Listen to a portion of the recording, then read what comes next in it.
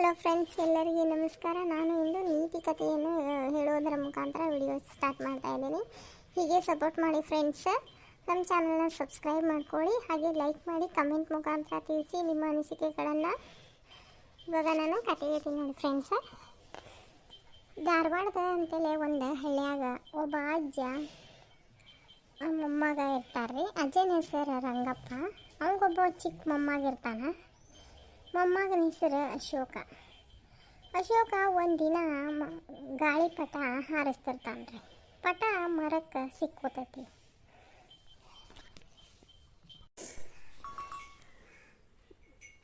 ಮರಕ್ಕೆ ಅಶೋಕ ಕಲ್ಲು ಒಗ್ಯಾಕೆ ನಿಂದಿರ್ತಾನೆ.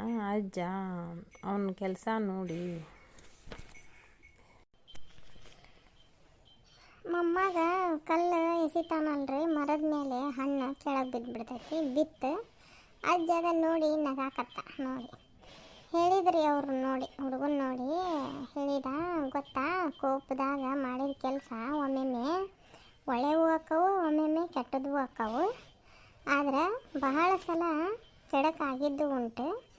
ಹಂಗೆ ಮಾಡಬಾರ್ದಪ್ಪ, ಸಿಟ್ಟಿನ ಕೈಯಾಗ ಬುದ್ಧಿ ಕೊಡಬಾರ್ದಂತ ಅಜ್ಜ ಹೇಳ್ತಾನ್ರಿ.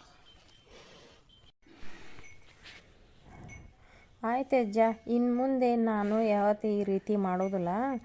ನಾನು ಗಿಡದಾಗ ಗಾಳಿಪಟ ಸಿಕ್ಕೊಂಡಿತ್ತಲ್ಲ, ಅದಕ್ಕೆ ಅದನ್ನು ಹೆಂಗಾರ ಮಾಡಿ ತಗೋಬೇಕಂತ ಕಲ್ಲು ಒಗದ್ನಿ. ಆದ್ರೆ ಅದು ಪಟ ಹರಿತು, ಅದರ ಗಿಡದಾಗಿಂದ ಹಣ್ಣು ಬಿತ್ತು.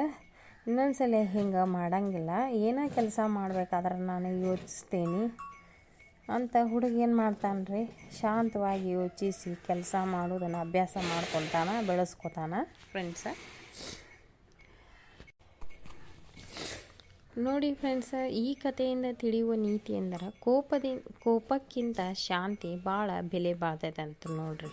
ನಾವು ಕೋಪದಾಗ ಮಾಡೋ ಕೆಲಸ ಏನಾದರೂ ಒಂದು ಎಡವಟ್ಟಾಕತ್ತೆ. ಅದೇ ನಾವು ಕೋಪ ಬಿಟ್ಟು, ನಾವು ಸಿಟ್ಟು ಇದ್ದಾಗ ಬಿಟ್ಟು ಶಾಂತವಾಗಿ ಯೋಚಿಸಿ ಒಂಬಿಟ್ಟು ಬರೀ ಯೋಚಿಸಿ ಮಾಡೋ ಕೆಲಸ ಲಾಭದಾಯಕವಾಗಿರುತ್ತದೆ.